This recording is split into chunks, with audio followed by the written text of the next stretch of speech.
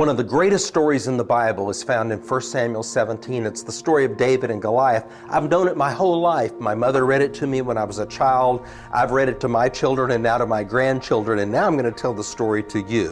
What happens is that David comes out in the Valley of Elah representing the Israelites.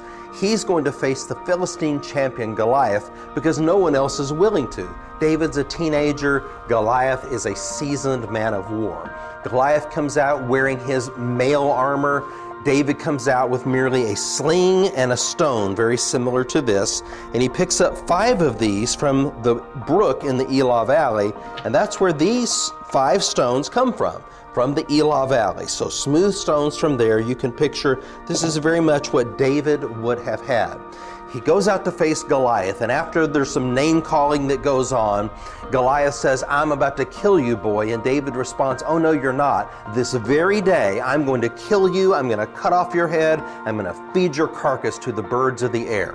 David comes out in the Spirit of God, dressed like his God, because David is a shepherd. Goliath comes out dressed like his God, Dagon. He's shouting and defying David in the name of his gods, plural. "I curse you in the name of Beelzebub. I curse you in the name of Dagon. I curse you in the name of Ares or Mars or whatever other Aegean gods he may have used." But David comes out in the name of the Lord. Now there's an important detail in the text. The Bible says that Goliath's armor bearer was out in front of him. In other words, he did not have his shield. If Goliath has his shield, it doesn't matter how well David throws this stone, it's going to ricochet off of the shield. So when David sees this, he sprints at the giant. He runs as fast as he can, and while he's running, he's slinging. Now, I'm not going to throw this stone at you, but I'll show you they can either do it this way, vertically, or overhead as well, and then they release the stone. Now, we've done studies on slinging, and we've determined that a skilled slinger could throw a stone 150 miles an hour.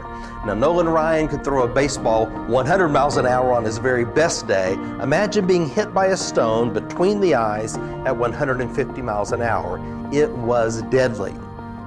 Now, these are military-grade sling stones from our fortress at Ai. We found hundreds of them there. This is not what David used. This is what military would have been using. David just takes these 5 simple, smooth stones, and the faith lesson is this, that's all God needs, is just whatever is at hand. If we're willing to trust God, that's enough to win the victory. David kills Goliath that day, and all of Israel is emboldened when they see that one man stood up and had a faith stand. And that's our faith lesson today. Just as David defeated the giants in his day, we can also defeat giants in our day if we'll take whatever is in our hand, use it for God's glory, and trust Him for the results.